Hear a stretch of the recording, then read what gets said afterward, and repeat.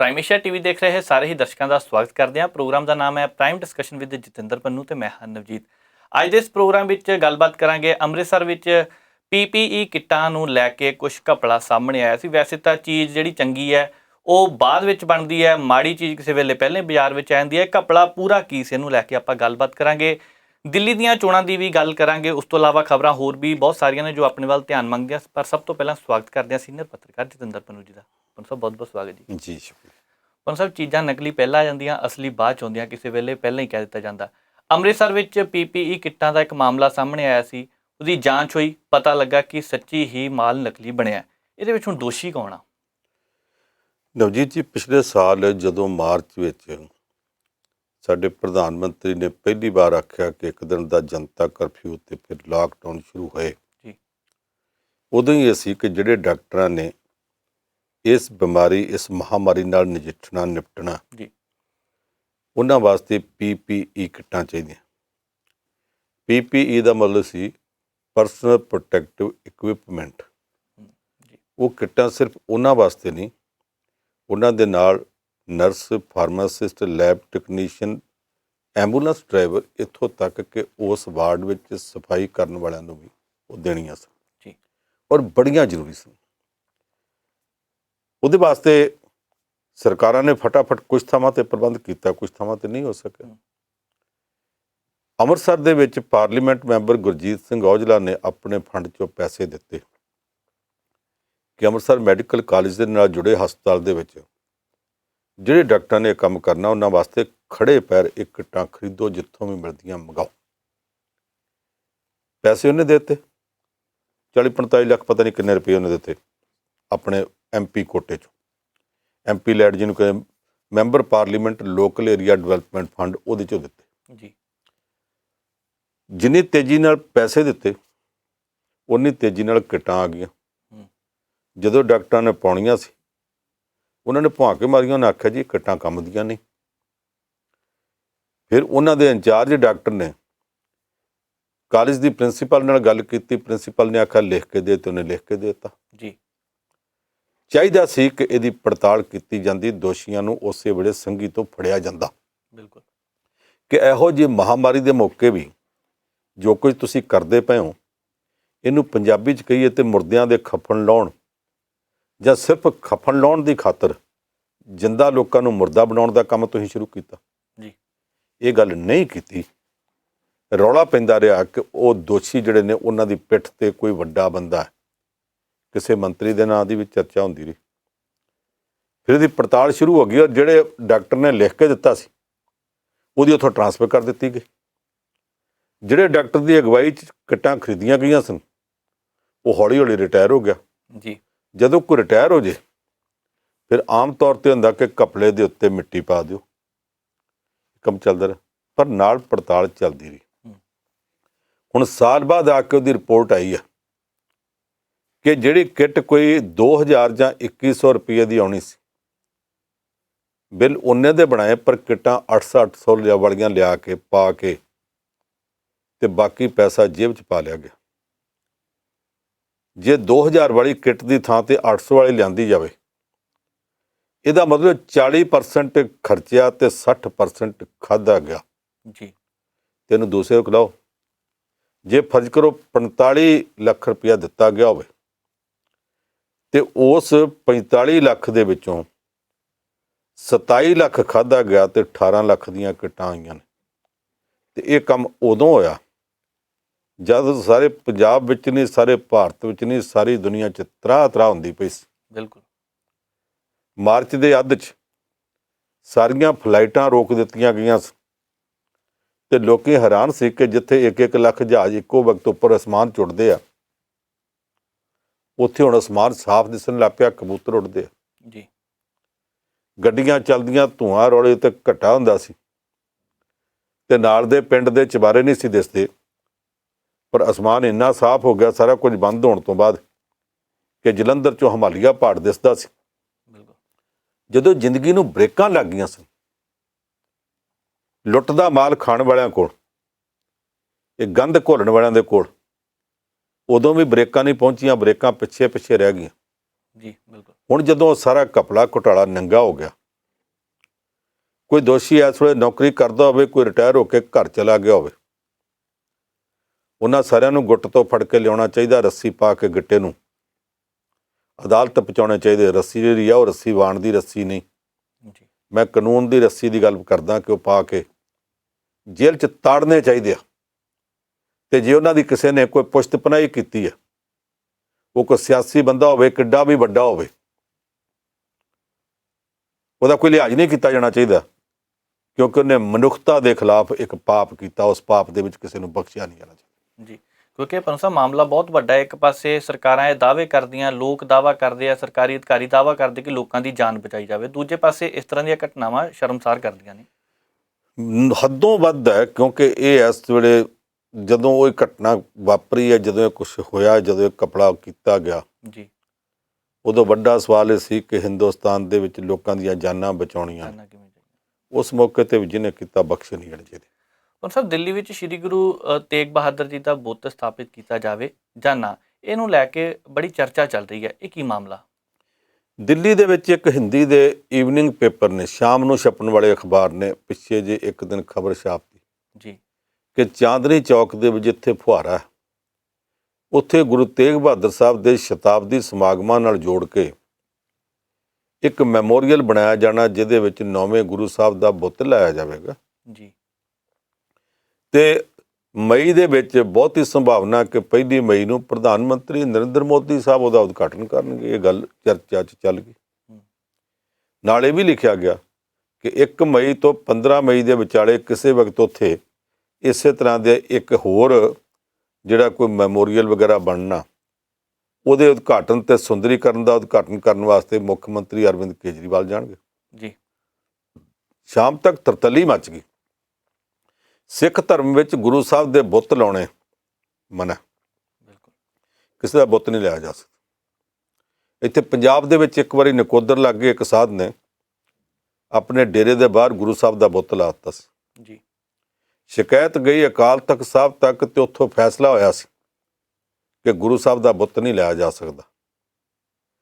ਫੈਸਲਾ ਹੋਇਆ ਕਿ ਇਹ ਬੁੱਤ ਤੋੜ ਦਿੱਤਾ ਜਾਵੇ। ਗੁਰੂ ਸਾਹਿਬ ਦਾ ਬੁੱਤ ਜਿਹਨੇ ਬਣਾਇਆ ਤੇ ਗਲਤ ਕੀਤਾ, ਜਿਹਨੇ ਬਣਵਾਇਆ ਉਹਨੇ ਗਲਤ ਕੀਤਾ। ਜੀ ਫਿਰ ਸਮੱਸਿਆ ਇਹ ਬਣ ਗਈ ਕਿ ਉਹ ਬੁੱਤ ਤੋੜੇ ਕੌਣ? ਬੁੱਤ ਤੋੜਨ ਲੱਗਿਆ ਹਰ ਕੋਈ ਡਰੀ ਜਾਂਦਾ ਸੀ ਕਿ ਪਾਪ ਲੱਗੂ। ਅਖੀਰ 5 ਪਿਆਰੇ ਆਏ, ਫੈਸਲਾ ਕਰਕੇ ਉਹ ਬੁੱਤ ਤੋੜਿਆ ਗਿਆ। ਮੁੜ ਕੇ ਉਹ ਬੁੱਤ ਕਾਇਮ ਹੈ, ਪਰ ਹੁਣ ਉਹ ਗੁਰੂ ਸਾਹਿਬ ਦਾ ਨਹੀਂ, ਹੇਠਲਾ ਧੜ ਉਹ ਰਹਿਣ ਦਿੱਤਾ ਗਿਆ ਤੇ ਉੱਪਰੋਂ ਇੱਕ ਸਧਾਰਨ ਸਿੱਖ ਵਰਗਾ ਬੁੱਤ ਬਣਾ ਦਿੱਤਾ ਗਿਆ। ਫਿਰ ਵੀ ਬੁੱਤ ਤਾਂ ਬਣਾਇਆ ਗਿਆ, ਹੋਰ ਵੀ ਕੁਝ ਥਾਵਾਂ 'ਤੇ ਬਣਾਇਆ ਗਿਆ, ਪਰ ਗੁਰੂ ਸਾਹਿਬ ਦਾ ਬੁੱਤ ਕੌਣ ਬਣਾ ਸਕਦਾ? ਨਹੀਂ ਬਣਾਉਣ ਦੇਣਾ ਕਿਸੇ ਨੇ, ਤੇ ਨਹੀਂ ਸੀ ਬਣ ਸਕਦਾ। ਇਹਦੇ ਉੱਤੇ ਇੱਕਦਮ ਵਿਰੋਧ ਹੋਇਆ। ਦਿੱਲੀ ਦੀ ਸਿੱਖ ਗੁਰਦੁਆਰਾ ਪ੍ਰਬੰਧਕ ਕਮੇਟੀ ਦੇ ਪ੍ਰਧਾਨ ਨੇ ਚਿੱਠੀ ਲਿਖ ਦਿੱਤੀ ਕੇਂਦਰੀ ਮੰਤਰੀ ਹਰਦੀਪ ਸਿੰਘ ਪੁਰੀ ਨੂੰ ਕਿ ਤੁਸੀਂ ਕਿੱਦਾਂ ਕਰਦੇ ਹੋ। ਮਨਜੀਤ ਸਿੰਘ ਜੀਕੇ ਨੇ ਆਖਿਆ, ਸਾਬਕਾ ਪ੍ਰਧਾਨ ਨੇ ਕਿ ਨਹੀਂ ਲੱਗ ਸਕਦਾ, ਬਾਕੀਆਂ ਨੇ ਵੀ ਆਖਿਆ। ਦਿੱਲੀ 'ਚ ਬੈਠਾ ਸਿੱਖ ਆਗੂ ਜਿਹੜਾ ਕਿਸੇ ਰਾਸ਼ਟਰਪਤੀ ਦੇ ਕਿਸੇ ਵਕਤ ਰਾਸ਼ਟਰਪਤੀ ਦੇ ਨਾਲ ਸੈਕਟਰੀ ਰਹਿ ਚੁੱਕਾ, ਘੱਟ ਗਿਣਤੀ ਕਮਿਸ਼ਨ ਦਾ ਚੇਅਰਮੈਨ ਰਹਿ ਚੁੱਕਾ ਸਰਦਾਰ ਤਰਲੋਚਨ ਸਿੰਘ, ਉਹਨੇ ਆਖਿਆ ਬਿਲਕੁਲ ਨਹੀਂ, ਉੱਥੇ ਕੋਈ ਬੁੱਤ ਨਹੀਂ ਲਾਇਆ ਜਾ ਰਿਹਾ, ਇਹ ਖਬਰ ਗਲਤ ਆ। ਜੀ ਮੈਮੋਰੀਅਲ ਬਣਾਇਆ ਜਾ ਰਿਹਾ, ਤੇ ਉੱਥੇ ਜਿਹੜੇ ਗੁਰੂ ਸਾਹਿਬ ਦੇ ਨਾਲ ਸ਼ਹੀਦ ਹੋਏ ਸਨ, ਮਤੀ ਦਾਸ, ਸਤੀ ਦਾਸ, ਸਾਰਿਆਂ ਦੇ ਮੈਨੂੰ ਹੁਣ ਸਾਰਿਆਂ ਦੇ ਨਾਂ ਨਹੀਂ ਇਸ ਵੇਲੇ ਇੱਕਦਮ ਯਾਦ ਆ ਰਹੇ। ਉਹਨੇ ਆਖਿਆ ਜੀ ਉਹਨਾਂ ਦੇ ਨਾਂ 'ਤੇ ਟਾਵਰ ਬਣ ਰਿਹਾ, ਉਹਨਾਂ ਦੇ ਨਾਂ ਦੇ ਉੱਤੇ ਬੁਰਜ ਖੜੇ ਕੀਤੇ ਜਾ ਰਹੇ ਆ, ਯਾਦਗਾਰ ਦੇ ਤੌਰ 'ਤੇ। ਉਹਨਾਂ 'ਚੋਂ ਕਿਸੇ ਦਾ ਵੀ ਬੁੱਤ ਨਹੀਂ ਬਣਾਇਆ ਜਾ ਰਿਹਾ, ਕਿਉਂਕਿ ਨਾ ਗੁਰੂ ਸਾਹਿਬਾਨ ਦਾ ਤੇ ਨਾ ਸਿੱਖ ਪੰਥ ਦੇ ਵਿੱਚ ਸ਼ਹੀਦਾਂ ਦਾ ਕੋਈ ਬੁੱਤ ਬਣਾਇਆ ਜਾ ਸਕਦਾ। ਜੀ ਬਿਲਕੁਲ। ਨਾ ਕਿਸੇ ਧਾਰਮਿਕ ਆਗੂ ਸੰਤ ਪੁਰਸ਼ ਦਾ ਬੁੱਤ ਬਣਾਇਆ ਜਾ ਸਕਦਾ। ਮੈਨੂੰ ਯਾਦ ਹੈ ਅੱਜ ਤੋਂ ਕੋਈ 35-36 ਸਾਲ ਪਹਿਲਾਂ ਮਹਾਰਾਜਾ ਰਣਜੀਤ ਸਿੰਘ ਦਾ ਬੁੱਤ ਬਣਾਉਣ ਦੇ ਸਵਾਲ ਦੇ ਉੱਤੇ ਵੀ ਰੌਲਾ ਪਿਆ ਸੀ ਕਿ ਉਹਦਾ ਬੁੱਤ ਬਣਾਇਆ ਜਾ ਸਕਦਾ ਕਿ ਨਹੀਂ। ਇੱਦਾਂ ਕੁਛ ਹੋਰਨਾਂ ਦੇ ਸਵਾਲ 'ਤੇ ਵੀ ਰੌਲਾ ਪੈਂਦਾ ਰਿਹਾ। ਇਸ ਵਾਰੀ ਦਿੱਲੀ ਵਿੱਚ ਇਹ ਬੁੱਤ ਬਣਾਉਣ ਦਾ ਜਿਹੜਾ ਰੌਲਾ ਪਿਆ, ਉਹ ਪਤਾ ਨਹੀਂ ਕਿੱਦਾਂ ਪੈ ਗਿਆ। ਉਸ ਅਖਬਾਰ ਤੱਕ ਆਪਣੇ ਆਪ ਗੱਲ ਆਈ ਜਾਂ ਕਿਸੇ ਨੇ ਉਚੇਚੇ ਤੌਰ 'ਤੇ ਪਹੁੰਚਾਈ ਜੀ ਕਿ ਦਿੱਲੀ ਸਿੱਖ ਗੁਰਦੁਆਰਾ ਪ੍ਰਬੰਧਕ ਕਮੇਟੀ ਦੀਆਂ ਚੋਣਾਂ ਚੱਲਦੀਆਂ ਪਈਆਂ, ਇਹੋ ਜਿਹੇ ਮੌਕੇ 'ਤੇ ਛੇੜੀ ਜਾਵੇ ਤੇ ਬਹੁਤ ਵੱਡਾ ਤਗੜਾ ਮੁੱਦਾ ਬਣ ਜਾਏਗਾ। ਦੁਕਾਨਦਾਰਾਂ ਨੇ ਵੀ ਆਖਿਆ ਕਿ ਸੜਕ ਵਿੱਚੋਂ ਡਿਵਾਈਡਰ ਤੋੜਿਆ ਜਾਵੇਗਾ, ਫੁਹਾਰਾ ਤੋੜਿਆ ਜਾਵੇਗਾ, ਫਿਰ ਤੇ ਗੁਰੂ ਸਾਹਿਬ ਦਾ ਬੁੱਤ ਲਾਇਆ ਜਾਵੇਗਾ। ਜੀ ਹੋਰ ਇੱਥੇ ਕੀ ਹੋਵੇਗਾ, ਸਾਡੇ ਕਾਰੋਬਾਰ ਦੇ ਉੱਤੇ ਇਹਦਾ ਕੀ ਅਸਰ ਹੋਵੇਗਾ। ਇੱਕ ਖਬਰ ਲੱਗਣ ਦੇ ਨਾਲ ਚਾਰ ਚੁਫੇਰੇ ਸਨਸਨੀ ਫੈਲ ਗਈ। ਸਾਰੇ ਚਾਂਦਨੀ ਚੌਕ ਦੇ ਕਾਰੋਬਾਰੀ ਲੋਕਾਂ ਨੇ ਮੀਟਿੰਗਾਂ ਕਰਨੀਆਂ ਸ਼ੁਰੂ ਕਰਤੀਆਂ। ਜੀ ਬਿਲਕੁਲ। ਅਗਲੇ ਦਿਨ ਤੱਕ ਜਿਹੜੇ ਅਖਬਾਰ ਨੇ ਇਹ ਖਬਰ ਛਾਪੀ ਸੀ ਸ਼ਾਮ ਨੂੰ, ਉਹ ਹਿੰਦੀ ਦਾ ਸੀ।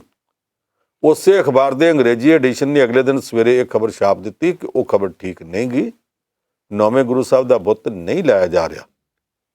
ਪਰ ਜਿਹੜੀ ਬਾਅਦ ਵਾਲੀ ਖਬਰ ਆ ਉਹਨੂੰ ਕੌਣ ਪੜ੍ਹਦਾ? ਜੀ ਜਿਹੜੀ ਪਹਿਲੀ ਖਬਰ ਲੱਗ ਗਈ ਹੁੰਦੀ, ਜਿਨ੍ਹਾਂ ਕੋਲ ਉਹ ਚਲੀ ਗਈ, ਉਹਨਾਂ ਦਾ ਕੋਈ ਜ਼ਰੂਰੀ ਥੋੜ੍ਹਾ ਕਿ ਅਗਲੇ ਦਿਨ ਦੀ ਖਬਰ ਵੀ ਪੜ੍ਹਨਗੇ। ਇਸ ਕਰਕੇ ਜਿਹੜੀ ਉਹ ਪਹਿਲੀ ਖਬਰ ਸੀ ਉਹਨੂੰ ਚੁੱਕ ਕੇ ਰੌਲਾ ਪੈਂਦਾ ਰਿਹਾ, ਤੇ ਪੈਂਦਾ ਪੈਂਦਾ ਹੁਣ ਤੱਕ ਪਈ ਜਾ ਰਿਹਾ। ਸੱਚੀ ਗੱਲ ਹੈ, ਉੱਥੇ ਬੁੱਤ ਕੋਈ ਨਹੀਂ ਲਾਇਆ ਜਾ ਰਿਹਾ। ਜੀ ਬਿਲਕੁਲ।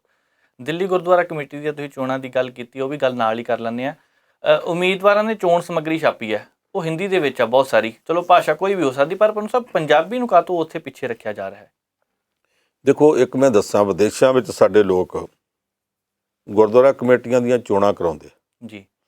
ਇੱਥੇ ਕਹਿ ਦਿੰਦੇ ਜੀ ਆ ਫਲਾਨੀ ਪਾਰਟੀ ਦੇ ਉਮੀਦਵਾਰਾਂ ਦੀ ਟੀਮ ਹੈ।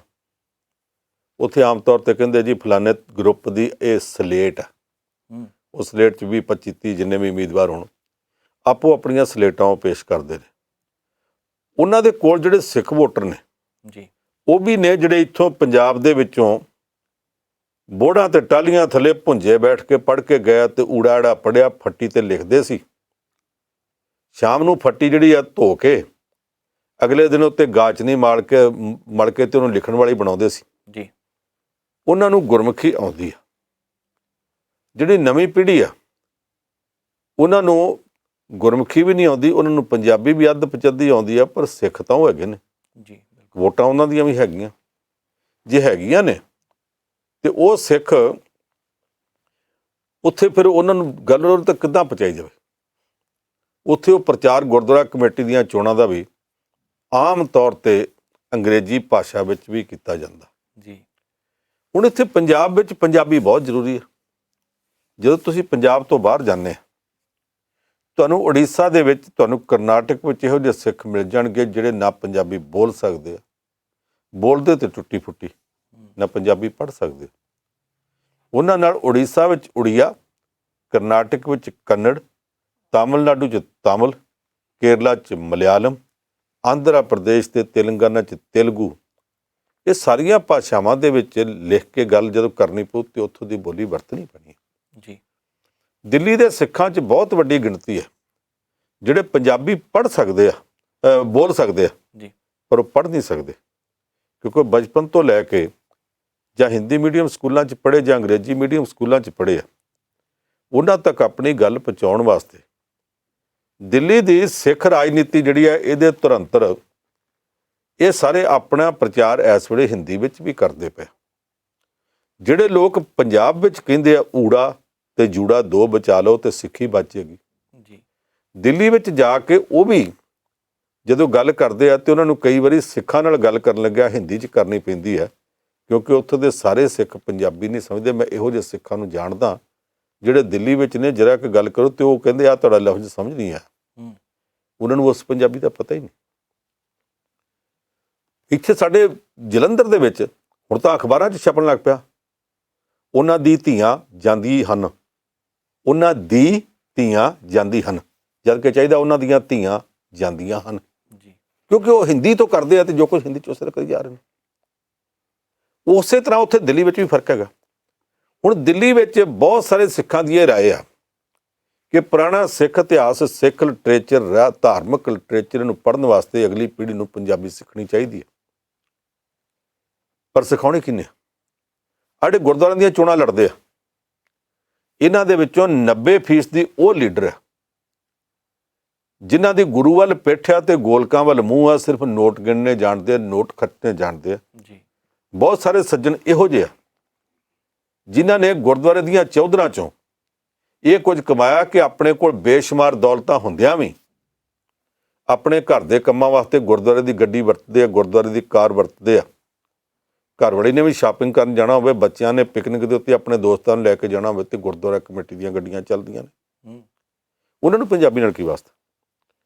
ਮੈਂ 12-14 ਸਾਲ ਪਹਿਲਾਂ ਦਿੱਲੀ ਵਿੱਚ ਇੱਕ ਵਿਆਹ 'ਚ ਗਿਆ ਸਾਂ, ਗੁਰਦੁਆਰਾ ਰਕਾਬਗੰਜ ਸਾਹਿਬ। ਉੱਥੇ ਮੈਨੂੰ ਸਰਦਾਰ ਬੀ ਵਰਿੰਦਰਦੀਪ ਸਿੰਘ ਮਿਲੇ। ਉਹ ਪੰਜਾਬੀ ਪ੍ਰਮੋਸ਼ਨ ਫੋਰਮ ਚਲਾਉਂਦੇ ਆ। ਉਹਨਾਂ ਦਾ ਇੱਕ ਗਰੁੱਪ ਹੈ ਜਿਹੜਾ ਪੰਜਾਬੀ ਪ੍ਰਮੋਸ਼ਨ ਫੋਰਮ ਚਲਾਉਂਦਾ, ਉਹ ਦਿੱਲੀ ਵਿੱਚ ਵੀ, ਮੈਂ ਪਹਿਲਾਂ ਵਿਦੇਸ਼ਾਂ ਵਿੱਚ ਵੇਖਿਆ ਸੀ ਜੀ ਕਿ ਪੰਜਾਬੀ ਲੋਕ ਆਪਣੇ ਬੱਚਿਆਂ ਨੂੰ ਸੰਡੇ ਕਲਾਸ ਵਿੱਚ ਗੁਰਦੁਆਰੇ ਭੇਜਦੇ ਆ, ਇੱਕ ਪੰਜਾਬੀ ਸਿੱਖਣ ਵਾਸਤੇ, ਦੂਸਰਾ ਪੰਜਾਬ ਦਾ ਹੈਰੀਟੇਜ, ਆਪਣਾ ਵਿਰਸਾ, ਗੁਰੂ ਸਾਹਿਬ ਬਾਰੇ, ਸਿੱਖ ਇਤਿਹਾਸ ਬਾਰੇ, ਸਮੁੱਚੇ ਪੰਜਾਬ ਦੇ ਇਤਿਹਾਸ ਬਾਰੇ, ਭਗਤ ਸਿੰਘ ਬਾਰੇ ਵੀ ਸਿੱਖਣ ਵਾਸਤੇ ਭੇਜਦੇ ਨੇ। ਮੈਨੂੰ ਵੀ ਵਰਿੰਦਰਦੀਪ ਸਿੰਘ ਹੋਰਾਂ ਨਾਲ ਮਿਲ ਕੇ ਤੇ ਪਤਾ ਲੱਗਾ ਕਿ ਦਿੱਲੀ ਦੇ ਬੱਚਿਆਂ ਨੂੰ, ਪੰਜਾਬੀ ਬੱਚਿਆਂ ਨੂੰ, ਉਹ ਪੰਜਾਬੀ ਸਿਖਾਉਣ ਵਾਸਤੇ 12ਵੀਂ ਕਲਾਸਾਂ ਲਾਉਂਦੇ ਨੇ। ਦਿੱਲੀ ਸਿੱਖ ਗੁਰਦੁਆਰਾ ਪ੍ਰਬੰਧਕ ਕਮੇਟੀ ਦੇ ਸਕੂਲਾਂ ਤੇ ਕਾਲਜਾਂ ਵਿੱਚ ਵੀ ਲਾਉਂਦੇ ਨੇ ਜੀ। ਉਹਨੂੰ ਨਾ ਕੋਈ ਧਾਰਮਿਕ ਸੰਸਥਾ ਬਹੁਤੀ ਮਦਦ ਕਰਦੀ। ਵੱਡੀ ਗੱਲ ਪਤਾ ਕੀ ਕਹਿਣਗੇ? ਲੰਗਰ ਫਿਰ ਤੁਸੀਂ ਉਸ ਦਿਨ ਇੱਥੇ ਛਕ ਲਿਓ। ਲੰਗਰ ਕੋਈ ਗੁਰਦੁਆਰਾ ਕਮੇਟੀ ਦਾ, ਕਿਸੇ ਆਗੂ ਦਾ? ਉਹ ਤਾਂ ਗੁਰੂ ਦਾ ਲੰਗਰ ਹੈ। ਤੁਹਾਨੂੰ ਅਸੀਂ ਹਾਲ ਕਮਰਾ ਦੇ ਦਿੰਦੇ, ਤੁਸੀਂ ਮੀਟਿੰਗ ਕਰ ਲਓ। ਹਾਲ ਕਿਸੇ ਦੇ ਪਿਓ ਦਾ ਨਹੀਂ, ਉਹ ਤਾਂ ਸਿੱਖ ਧਰਮ ਦੀ ਪ੍ਰਾਪਰਟੀ ਹੈ। ਗੁਰਦੁਆਰਾ ਕਮੇਟੀ ਜਾਇਦਾਦ ਕੋਈ ਹੋਰ ਕੋਈ ਮਦਦ ਨਹੀਂ ਕਰਦੇ। ਔਰ ਉਹਨਾਂ ਨੇ ਵੀ ਵਰਿੰਦਰਦੀਪ ਸਿੰਘ ਹੋਰਾਂ ਦੇ ਪੰਜਾਬੀ ਪ੍ਰਮੋਸ਼ਨ ਫੋਰਮ ਨੇ ਉੜੀਸਾ ਵਿੱਚ, ਕਰਨਾਟਕਾ ਵਿੱਚ ਵੀ ਜਾ ਕੇ ਕਲਾਸਾਂ ਲਾਈਆਂ, ਉੱਥੇ ਕੈਂਪ ਲਾਏ ਆ ਬੱਚਿਆਂ ਦੇ, ਜਿਨ੍ਹਾਂ 'ਚ ਇਕੱਲੇ ਸਿੱਖ ਬੱਚੇ ਨਹੀਂ, ਦੂਸਰੇ ਧਰਮਾਂ ਦੇ ਬੱਚੇ ਵੀ ਸ਼ਾਮਲ ਹੋਏ ਤੇ ਉਹਨਾਂ ਪੰਜਾਬੀ ਸਿੱਖੀ ਆ, ਪੰਜਾਬੀ ਮੁਹਾਵਰੇ ਸਿੱਖੇ ਆ। ਦਿੱਲੀ ਵਿੱਚ ਸਿੱਖ ਬੱਚਿਆਂ ਦੇ ਨਾਲ ਨਾਲ ਹਿੰਦੂ ਬੱਚੇ, ਬੰਗਾਲੀ ਬੱਚੇ, ਮੁਸਲਮਾਨ ਬੱਚੇ। ਔਰ ਇੱਕ ਵਾਰੀ ਉੱਥੇ ਬੱਚਿਆਂ ਦਾ ਪੰਜਾਬੀ ਪੜ੍ਹਨ ਦਾ ਮੁਕਾਬਲਾ ਹੋਇਆ ਤੇ ਦਿੱਲੀ ਦੇ ਵਿੱਚ ਇੱਕ ਮੁਸਲਮਾਨ ਬੱਚਾ ਜਿਹੜਾ ਉਹ ਪਹਿਲੇ ਨੰਬਰ ਤੇ ਆਇਆ। ਉਹ ਚੁੱਪ ਕਰਕੇ ਆਪਣਾ ਕੰਮ ਕਰਦੇ ਪਏ ਆ। ਉਹਨਾਂ ਕਦੇ ਕੋਸ਼ਿਸ਼ ਹੀ ਨਹੀਂ ਕੀਤੀ ਕਿ ਸਾਡਾ ਨਾਮ ਵੀ ਕਦੇ ਸਾਹਮਣੇ ਆਵੇ, ਸਾਨੂੰ ਕਦੇ ਕੋਈ ਅਵਾਰਡ ਵੀ ਮਿਲੇ, ਸਾਨੂੰ ਕਦੇ ਕੋਈ ਸਰੋਪਾ ਹੀ ਗੱਲ 'ਚ ਪਾ ਲੇ। ਉਹਨਾਂ ਦੀ ਕੋਈ ਇੱਛਾ ਨਹੀਂ। ਉਹ ਸਿਰਫ ਅਤੇ ਸਿਰਫ ਆਪਣੀ ਭਾਵਨਾ ਨਾਲ ਗੱਲ ਕਰਦੇ ਆ। ਮੈਂ ਅੱਜ ਉਹਨਾਂ ਬਾਰੇ ਇੰਨੀਆਂ ਗੱਲਾਂ ਕਰਤੀਆਂ, ਉਹਨਾਂ ਬਾਰੇ ਕਦੇ ਕਿਸੇ ਨੇ ਇੰਨੀ ਗੱਲ ਵੀ ਨਹੀਂ ਕੀਤੀ। ਉਹ ਨਿਰਮਾਣ, ਨਿਸਵਾਰਥ ਸੇਵਾ ਕਰਦੇ ਪਏ। ਜਿਨ੍ਹਾਂ ਸੇਵਾ ਕਰਨੀ ਉਹ ਸਿਰਫ ਸੇਵਾ ਕਰਦੇ ਆ। ਜਿਨ੍ਹਾਂ ਸੇਵਾ ਨਹੀਂ ਕਰਨੀ, ਸੇਵਾ ਦਾ ਸਿਰਫ ਰੌਲਾ ਪਾ ਕੇ ਸਿਰਫ ਮੇਵਾ ਛਕਣਾ, ਗੋਲਕਾਂ ਚੱਬਣੀਆਂ, ਉਹ ਦਵਾਈ ਜ਼ਿਆਦਾ ਦਿੰਦੇ। ਕਿਉਂਕਿ ਪੰਜਾਬੀ ਦਾ ਮੁਹਾਵਰਾ ਹੈ, ਥੋਥਾ ਚਣਾ ਬਾਜੇ ਕਣਾ। ਇਸ ਵੇਲੇ ਉਹ ਲੋਕ ਹੈ ਜਿਹੜੇ ਹਿੰਦੀ 'ਚ ਪ੍ਰਚਾਰ ਸਮੱਗਰੀ ਛਪਵਾ ਰਹੇ। ਬਿਲਕੁਲ। ਪੰਜ ਸਾਹਿਬ, ਮਹਾਰਾਸ਼ਟਰ ਦੀ ਰਾਜਨੀਤੀ ਦੀ ਗੱਲ ਕਰਦੇ ਹਾਂ। ਬੜਾ ਉਲਟਾ ਪੁਲਟਾ ਹੋ ਰਿਹਾ, ਕੁਛ ਉਲਝਾਇਆ ਜਾ ਰਿਹਾ ਹੈ, ਕੁਛ ਉਲਝੇ ਪਏ ਨੇ ਮਾਮਲੇ। ਹੁਣ ਗ੍ਰਹਿ ਮੰਤਰੀ ਨੇ ਅਸਤੀਫਾ ਵੀ ਦੇ ਦਿੱਤਾ ਉੱਥੋਂ ਦੇ। ਇਹ ਕੀ ਕਹਾਣੀ ਹੈ ਪੂਰੀ? ਹੁਣ ਅੱਗੇ ਕੀ ਹੋ ਸਕਦਾ? ਗ੍ਰਹਿ ਮੰਤਰੀ ਅਨਿਲ ਦੇਸ਼ਮੁਖ ਕੋਈ ਸੱਚਾ ਸੁੱਚਾ ਬੰਦਾ ਨਹੀਂ ਗਾ। ਉਹ ਬਥੇਰੇ ਉਹਦੇ ਚਰਚੇ ਪਹਿਲਾਂ ਵੀ ਚੱਲਦੇ, ਹੁਣ ਵੀ ਚੱਲਦੇ। ਕਹਿੰਦੇ ਆ ਕਿ ਉਹਨੇ ਪੁਲਿਸ ਦੇ ਅਫਸਰਾਂ ਨੂੰ ਸੱਦ ਕੇ ਇਹ ਆਖਿਆ ਕਿ ਮੈਂ ਗ੍ਰਹਿ ਮੰਤਰੀ ਹਾਂ, ਤੇ ਜੇ ਹੁਣ ਮੁੰਬਈ 'ਚੋਂ ਹਰ ਮਹੀਨੇ 100 ਕਰੋੜ ਰੁਪਈਆ ਇਕੱਠਾ ਕਰਕੇ ਤੁਸੀਂ ਮੈਨੂੰ ਨਾ ਦਿੱਤਾ ਤੇ ਕਦੋਂ ਦਿਓਗੇ? ਜਿੰਨੇ ਬੀਅਰ ਬਾਰ, ਵਾਈਨ ਬਾਰ ਤੇ ਰੈਸਟੋਰੈਂਟ ਤੇ ਹੋਟਲ ਇਹਨਾਂ 'ਚ ਮੈਨੂੰ 100 ਕਰੋੜ ਰੁਪਈਆ ਹਰ ਮਹੀਨੇ ਇਕੱਠਾ ਹੋ ਗਿਆ ਚਾਹੀਦਾ। ਇਹ ਗੱਲ ਕਹਿਤੀ ਉਹਨੇ, ਪਰ ਇਹ ਗੱਲ ਟੱਕੀ ਛੁਪੀ ਰਹਿ ਗਈ। ਇਹ ਵੀ ਨਹੀਂ ਪਤਾ ਕਹੀ ਆ ਕਿ ਨਹੀਂ ਕਹੀ, ਪਰ ਕਹਿੰਦੇ ਆ ਕਿ ਉਹਨੇ ਕਹੀ। ਦਿੱਲੀ, ਉੱਥੇ ਮੁੰਬਈ ਦੇ ਵਿੱਚ ਦੇਸ਼ ਦੇ ਸਭ ਤੋਂ ਵੱਡੇ ਉਦਯੋਗਪਤੀ ਮੁਕੇਸ਼ ਅੰਬਾਨੀ ਦੇ ਘਰ ਦੇ ਲਾਗੇ ਇੱਕ ਕਾਰ ਖੜੀ ਪਤਾ ਲੱਗ ਗਈ। ਉਸ ਕਾਰ ਦੇ ਫੜੇ ਜਾਣ ਦੇ ਉੱਤੇ ਪਤਾ ਲੱਗਾ ਕੁਝ ਇੱਕ ਧਮਕੀ ਵੀ ਸੀ, ਕੁਝ ਬਰੂਦ ਸੀ, ਆਹ ਸੀ, ਉਹ ਸੀ। ਪੜਤਾਲ ਚੱਲਦਿਆਂ ਇੱਕ ਪੁਲਿਸ ਇੰਸਪੈਕਟਰ ਸਚਿਨ ਵਾਜੇ ਤੱਕ ਚਲੀ ਗਈ। ਵਾਜੇ ਨੇ ਅੱਗੋਂ ਬਾਜੇ ਵਜਾਤੇ ਜੀ। ਉਹਨੇ ਆਖਿਆ ਜੀ ਮੇਰੇ ਤੇ ਝੂਠਾ ਦੋਸ਼ ਲਾਇਆ ਜਾ ਰਿਹਾ। ਇਹ ਸਾਰੇ ਚੱਕਰ 'ਚ ਮੁੰਬਈ ਦਾ ਪੁਲਿਸ ਕਮਿਸ਼ਨਰ ਪਰਮਵੀਰ ਸਿੰਘ ਨੂੰ ਟਰਾਂਸਫਰ ਕੀਤਾ ਗਿਆ। ਆਮ ਤੌਰ 'ਤੇ ਇਹੋ ਜਿਹੇ ਕੇਸਾਂ 'ਚ ਪੁਲਿਸ ਅਫਸਰ ਟਰਾਂਸਫਰ ਹੁੰਦੇ। ਉਹਨੇ ਟਰਾਂਸਫਰ ਹੁੰਦਿਆਂ ਸਾਰੀ ਚਿੱਠੀ ਪਾਤੀ ਉਹਨੂੰ, ਮੁੱਖ ਮੰਤਰੀ ਨੂੰ, ਕਿ ਤੁਹਾਡਾ ਗ੍ਰਹਿ ਮੰਤਰੀ ਤਾਂ ਹੇਠਲੇ ਪੁਲਿਸ ਅਫਸਰਾਂ ਨੂੰ ਕਹਿੰਦਾ ਮੇਰੇ ਲਈ ਪੈਸੇ ਇਕੱਠੇ ਕਰੋ ਤੇ ਕ੍ਰਾਈਮ ਕੰਟਰੋਲ ਕਿਹਨੇ ਕਰਨਾ। ਇਹ ਕਦੋਂ ਪਤਾ ਲੱਗਾ? ਕਹਿੰਦਾ ਜੀ ਮੈਨੂੰ ਤਾਂ ਵਾਹਵਾ ਦਾ ਪਤਾ ਸੀ। ਜੇ ਪਤਾ ਸੀ, ਮੁੰਬਈ ਦੇ ਪੁਲਿਸ ਕਮਿਸ਼ਨਰ ਨੂੰ ਪਤਾ ਸੀ, ਜਾਂ ਤਾਂ ਪੁਲਿਸ ਕਮਿਸ਼ਨਰ ਨਿਕੰਮਾ, ਜਾਂ ਕੋਈ ਕਿਸੇ ਕਿਸਮ ਦੀ ਕਾਣੋ ਆ, ਨਹੀਂ ਤੇ ਉਹਨੂੰ ਉਸੇ ਦਿਨ ਚਾਹੀਦਾ ਸੀ ਕਿ ਉਹਨਾਂ ਪੁਲਿਸ ਅਫਸਰਾਂ ਨੂੰ ਸੱਦ ਕੇ ਪਹਿਲਾਂ ਇਕੱਲੇ ਨੂੰ ਸੁਣਦਾ, ਫਿਰ ਉਹਨਾਂ ਬਿਆਨ ਲਿਖਦਾ, ਲਿਖ ਕੇ ਇੱਕ ਪਰਚਾ ਦਰਜ ਕਰਾਉਂਦਾ ਗ੍ਰਹਿ ਮੰਤਰੀ ਦੇ ਉੱਤੇ। ਸਾਡੇ ਕੋਲ ਪੰਜਾਬ ਦਾ ਇੱਕ ਰਿਕਾਰਡ ਹੈਗਾ। ਅੱਜ ਤੋਂ ਕੋਈ 40 ਕੁ ਸਾਲ ਪਹਿਲਾਂ ਪੰਜਾਬ ਦੇ ਵਿੱਚ, ਉਦੋਂ ਅਜੇ DGP ਨਹੀਂ ਸੀ ਹੁੰਦੇ ਜੀ, IG ਦੇ ਘਰ ਇੱਕ ਪੁਲਿਸ ਇੰਸਪੈਕਟਰ ਚਲਾ ਗਿਆ ਸੀ। ਉਹਨੇ ਜਾ ਕੇ ਆਖਿਆ, ਸਲੂਟ ਮਾਰ ਕੇ, ਜੀ ਮੈਂ ਇਸ ਇਲਾਕੇ ਦਾ IG ਹਾਂ ਜਿੱਥੇ ਤੁਹਾਡੀ ਰੈਜ਼ੀਡੈਂਸ ਆਉਂਦੀ ਹੈ। ਉਹਨੇ ਕਿਹਾ ਠੀਕ ਹੈ, ਕੋਈ ਨਹੀਂ। ਸ਼ਾਮ ਨੂੰ ਉਹਦੇ ਕੋਲ ਇੱਕ ਹਵਾਲਦਾਰ ਚਲਾ ਗਿਆ, ਜੀ IG ਸਾਹਿਬ ਦੀ ਪਤਨੀ ਨੇ, ਬੀਬੀ ਜੀ ਆਹ ਸਮਾਨ ਮੰਗਾਇਆ। ਕਹਿੰਦਾ ਸਮਾਨ ਤਾਂ ਉੱਥੋਂ ਤੁਹਾਡੇ ਲੱਗ ਗਿਆ, ਮਾਰਕੀਟ 'ਚ ਬੜਾ ਵਧੀਆ ਮਿਲ ਰਿਹਾ। ਕਹਿੰਦਾ ਨਹੀਂ, ਬੀਬੀ ਜੀ ਨੇ ਆਖਿਆ ਸੀ ਉਹ ਮੰਗਾ ਦੇਣਗੇ। ਉਹਨੇ ਮੁਨਸ਼ੀ ਨੂੰ ਸੱਦਿਆ, ਉੱਤੇ ਲਿਖਿਆ ਕਿ IG ਸਾਹਿਬ ਦੀ ਧਰਮ ਪਤਨੀ ਨੇ ਹਵਾਲਦਾਰ ਬੈਲਟ ਨੰਬਰ ਇੰਨਾ ਮੇਰੇ ਕੋਲ ਭੇਜਿਆ। ਉਹ ਇੱਕ ਲਿਸਟ ਲੈ ਕੇ ਆਇਆ ਕਿ ਆ ਸਮਾਨ ਲੈ ਕੇ ਤੇ ਉੱਥੇ IG ਸਾਹਿਬ ਦੀ ਕੋਠੀ ਭੇਜਿਆ ਜਾਵੇ। ਮਾਮਲਾ ਨਕਾਬਲੇ ਦਸਤਅੰਦਾਜ਼ੀ ਪੁਲਿਸ ਹੈ, ਕਿਉਂਕਿ ਮਾਮਲਾ ਇਹੋ ਜਿਹਾ ਜਿਸ 'ਚ ਪੁਲਿਸ ਨੂੰ ਦਖਲ ਦੇਣ ਦੀ ਲੋੜ ਨਹੀਂ। ਇਸ ਕਰਕੇ ਨਕਲ ਰਪਟ ਦੇ ਕੇ ਇਹਨੂੰ ਵਾਪਸ IG ਸਾਹਿਬ ਦੀ ਕੋਠੀ ਰਵਾਨਾ ਕੀਤਾ ਜਾਂਦਾ। ਸ਼ਾਮ ਪੈਣ ਤੋਂ ਪਹਿਲਾਂ ਇੰਸਪੈਕਟਰ ਦੀ ਟਰਾਂਸਫਰ ਹੋ ਗਈ ਸੀ। ਪਰ ਇੰਸਪੈਕਟਰ ਆਪਣੀ ਗੱਲ ਤੇ ਅੜਿਆ ਰਿਹਾ ਸੀ। ਮੈਂ ਤੁਹਾਡੇ ਘਰ ਦਾ ਸਮਾਨ ਖਰੀਦਣ ਵਾਸਤੇ ਥੋੜਾ ਇੱਥੇ ਐਸਐਚਓ ਲੱਗਾ। ਇੱਥੇ ਪੁਲਿਸ ਕਮਿਸ਼ਨਰ ਨਹੀਂ ਅੜ ਸਕਿਆ, ਉਹ ਇੰਸਪੈਕਟਰ ਅੜ ਗਿਆ ਸੀ। ਇਹ ਪੁਲਿਸ ਕਮਿਸ਼ਨਰ ਇੰਨਾ ਨਿਕੰਮਾ ਨਿਕਲਿਆ। ਜਦ ਤੈਨੂੰ ਪਤਾ ਲੱਗਾ ਸੀ ਤੂੰ ਆਪਣੇ ਹੋਮ ਮਿਨਿਸਟਰ ਦੇ ਖਿਲਾਫ ਪਰਚਾ ਦਰਜ ਕਰਦਾ, ਅੱਜ ਤੈਨੂੰ ਸੁਪਰੀਮ ਕੋਰਟ ਹਾਈ ਕੋਰਟ ਦੇ ਗੇੜੇ ਨਾ ਲਾਉਣੇ ਪੈਂਦੇ, ਗੇੜੇ ਗ੍ਰਹਿ ਮੰਤਰੀ ਲਾਉਂਦਾ। ਬਿਲਕੁਲ। ਹੁਣ ਗ੍ਰਹਿ ਮੰਤਰੀ ਤਾਂ ਸ਼ੱਕੀ ਹੈਗਾ ਹੀ ਹੈਗਾ। ਪੁਲਿਸ ਕਮਿਸ਼ਨ ਬਾਰੇ ਵੀ ਕਹਿੰਦੇ ਜੀ ਕੋਈ ਕਾਣੂ ਹੋਊਗੀ, ਨਹੀਂ ਤੇ ਐਵੇਂ ਬੰਦਾ ਥੋੜਾ ਚੁੱਪ ਕਰ ਦਿੰਦਾ, ਗੱਲ ਤਾਂ ਕੋਈ ਕਾਰਨ ਤੇ ਹੋਊਗਾ ਜੀ। ਪੰਜ ਸਾਹਿਬ, ਲੁਧਿਆਣੇ ਦੀ ਗੱਲ ਕਰਦੇ ਹਾਂ। ਲੁਧਿਆਣਾ ਵਿੱਚ ਲੇਬਰ ਯੂਨੀਅਨ ਵੱਲੋਂ ਰੋਸ ਪ੍ਰਦਰਸ਼ਨ ਕੀਤਾ ਜਾ ਰਿਹਾ ਹੈ। ਪਤਾ ਲੱਗਾ ਕਿ ਆਉਣ ਵਾਲੇ ਸਮੇਂ 'ਚ ਕੁਝ ਕਾਨੂੰਨ ਇਦਾਂ ਦਾ ਵੀ ਲਾਗੂ ਹੋ ਸਕਦਾ ਹੈ ਜਿਨ੍ਹਾਂ ਮਜ਼ਦੂਰਾਂ ਦਾ ਵੀ ਔਖਾ ਹੋ ਜਾਣਾ ਹੈ। ਸਹੀ ਗੱਲ ਹੈ? ਕੱਲ ਬਹੁਤ ਵੱਡਾ ਇਕੱਠ ਉਹਨਾਂ ਨੇ ਕੀਤਾ ਪੰਜਾਬ ਦੀਆਂ ਟ੍ਰੇਡ ਯੂਨੀਅਨਾਂ ਨੇ ਜੀ। ਉਹ ਕਹਿੰਦੇ ਜੀ ਜਦੋਂ 3 ਖੇਤੀ ਕਾਨੂੰਨ ਬਣਾਏ ਆ ਕਿਸਾਨਾਂ ਦੇ ਛਿੱਲ ਲਾਉਣ ਵਾਸਤੇ, ਉਹਨਾਂ ਨੂੰ ਤੰਗ ਕਰਨ ਵਾਸਤੇ, 2 ਕਾਰਪੋਰੇਟ ਘਰਾਣਿਆਂ ਦਾ ਮੁਨਾਫਾ ਵਧਾਉਣ ਵਾਸਤੇ, ਜੀ, ਉਦੋਂ ਹੀ ਨਾਲ ਇਹ ਕਹਿ ਦਿੱਤਾ ਕਿ ਫੈਕਟਰੀਆਂ ਦੇ ਵਿੱਚ ਪਹਿਲਾਂ ਆਹ ਹੱਦ ਹੁੰਦੀ ਸੀ ਕਿ ਇੰਨੇ ਕੁ ਬੰਦੇ ਹੋਣਗੇ, ਜੇ ਇਹਨਾਂ ਤੋਂ ਇੱਕ ਵੀ ਵੱਧ ਹੋਇਆ ਤੇ ਬੰਦਾ ਛਾਂਟੀ ਕਰਨ ਲੱਗਿਆ ਤੁਹਾਨੂੰ ਸਰਕਾਰ ਨੂੰ ਦੱਸਣਾ ਪਊ। ਹੁਣ ਉਹ ਹੱਦ ਵਧਾਤੀ ਹੈ, 300 ਬੰਦਿਆਂ ਤੇ ਪਹੁੰਚਾਤੀ ਹੈ, ਸਿਰਫ ਇਸ ਕਰਕੇ ਕਿ 2 ਘਰਾਣੇ ਜਿਹੜੇ ਪੰਜਾਬ 'ਚ ਆ ਰਹੇ ਆ, ਇਹਨਾਂ ਦੇ ਗੋਦਾਮਾਂ 'ਚ 150-150 200 ਬੰਦੇ ਕੰਮ ਕਰਨੇ, ਜਦੋਂ ਮਰਜ਼ੀ ਰੱਖ ਲੈਣ, ਜਦੋਂ ਮਰਜ਼ੀ ਕੱਢ ਦੇਣ, ਉਹ ਸ਼ਿਕਾਇਤ ਨਾ ਕਰ ਸਕਣ। ਜੇ ਪਹਿਲੀ ਹੱਦ ਹੁੰਦੀ ਤੇ 100 ਬੰਦਿਆਂ ਤੋਂ ਇੱਕ ਬੰਦਾ ਵੀ ਉੱਤੇ ਹੁੰਦਾ ਤੇ ਬੰਦਾ ਕੱਢਣ ਲੱਗਿਆ ਉਹਨਾਂ ਨੂੰ ਸ਼ਿਕਾਇਤਾਂ ਦਾ ਸਾਹਮਣਾ ਕਰਨਾ ਪੈਣਾ ਸੀ। ਜਿੱਦਾਂ ਕੇਂਦਰ ਸਰਕਾਰ ਕਿਸਾਨਾਂ ਨੂੰ ਰਗੜ ਕੇ 2 ਵੱਡੇ ਘਰਾਣਿਆਂ ਨੂੰ ਫਾਇਦਾ ਪਹੁੰਚਾ ਰਹੀ ਹੈ, ਜੀ, ਉਹਨਾਂ ਹੀ 2 ਵੱਡੇ ਘਰਾਣਿਆਂ ਦਾ ਫਾਇਦਾ ਕਰਨ ਵਾਸਤੇ ਪੰਜਾਬ ਦੇ ਮਜ਼ਦੂਰਾਂ, ਸਾਰੇ ਦੇਸ਼ ਦੇ ਮਜ਼ਦੂਰਾਂ, ਉਹਨਾਂ ਦੇ ਨਾਲ ਸੰਬੰਧਿਤ ਜਿੰਨੇ ਕਾਨੂੰਨ ਆ, ਉਹਨਾਂ ਕਾਨੂੰਨਾਂ ਨੂੰ ਇਸ ਤਰ੍ਹਾਂ ਬਦਲਿਆ ਜਾ ਰਿਹਾ ਕਿ ਗੱਲ ਤਾਂ 2 ਘਰਾਣਿਆਂ ਨੂੰ ਫਾਇਦਾ ਪਹੁੰਚਾਉਣ ਦੀ ਆ। ਮੁੜ ਕੇ ਤੋਂ ਬਾਅਦ ਟਾਟਾ, ਬਿਰਲਾ, ਸੰਘਾਣੀਆਂ, ਡਾਲਮੀਆਂ, ਮਹਿੰਦਰਾ, ਜਿੰਨੇ ਹਿੰਦੁਸਤਾਨ ਦੇ ਘਰਾਣੇ ਆ ਜੀ, ਉਹ ਜਿਹਨੂੰ ਮਰਜ਼ੀ ਰੱਖ ਲਿਆ ਕਰਨਗੇ, ਜਿਹਨੂੰ ਮਰਜ਼ੀ ਕੱਢ ਦਿਆ ਕਰਨਗੇ, ਕਿਸੇ ਕਿਸਮ ਦਾ ਕੋਈ ਕਾਨੂੰਨ ਉਹਨਾਂ 'ਤੇ ਲਾਗੂ ਨਹੀਂ ਹੋਣਾ। ਇੱਕ ਰਸਤਾ ਖੋਲ੍ਹਿਆ ਜਾ ਰਿਹਾ। ਗੱਲ ਸਹਿ ਦੀ ਨਹੀਂ, ਗੱਲ ਪੈ ਦੀ ਆ, ਜਿਹਦਾ ਕਰਕੇ ਕੱਲ੍ਹ ਟ੍ਰੇਡ ਯੂਨੀਅਨਾਂ ਨੇ ਕਾਫੀ ਵੱਡਾ ਉੱਥੇ ਪ੍ਰਦਰਸ਼ਨ ਕੀਤਾ ਤੇ ਉਹਨਾਂ ਨੇ ਆਖਿਆ ਕਿ ਇਸ ਮੁੱਦੇ 'ਤੇ ਕਿਉਂਕਿ ਸਾਡਾ ਵੀ ਰਗੜਾ ਨਿਕਲ ਰਿਹਾ ਕਿਸਾਨਾਂ ਦਾ ਵੀ, ਅਗਲੀ ਵਾਰੀ ਅਸੀਂ ਤੇ ਕਿਸਾਨ ਰਲ ਕੇ ਪ੍ਰੋਟੈਸਟ ਕਰਾਂਗੇ। ਬਿਲਕੁਲ, ਆਉਣ ਵਾਲੇ ਸਮੇਂ ਦੇ ਵਿੱਚ ਹੋ ਸਕਦਾ ਇਸ ਤਰ੍ਹਾਂ ਵੀ ਹੋ ਜਾਏ। ਪੰਜ ਸਾਹਿਬ, ਬਹੁਤ ਬਹੁਤ ਧੰਨਵਾਦ ਜੀ, ਖਬਰਾਂ 'ਚ ਚਰਚਾ ਕਰਨ ਲਈ। ਸੋ ਅੱਜ ਦੇ ਇਸ ਪ੍ਰੋਗਰਾਮ ਨੂੰ ਇੱਥੇ ਸਮਾਪਤ ਕਰਦੇ ਹਾਂ। ਹੁਣ ਮੈਨੂੰ ਨਵਜੀਤ ਨੂੰ ਦਿਓ ਇਜਾਜ਼ਤ। ਦੇਖਦੇ ਰਹੋ ਪ੍ਰਾਈਮ ਏਸ਼ੀਆ ਟੀਵੀ, ਤੁਹਾਡਾ ਆਪਣਾ, ਤੁਹਾਡੇ ਲਈ।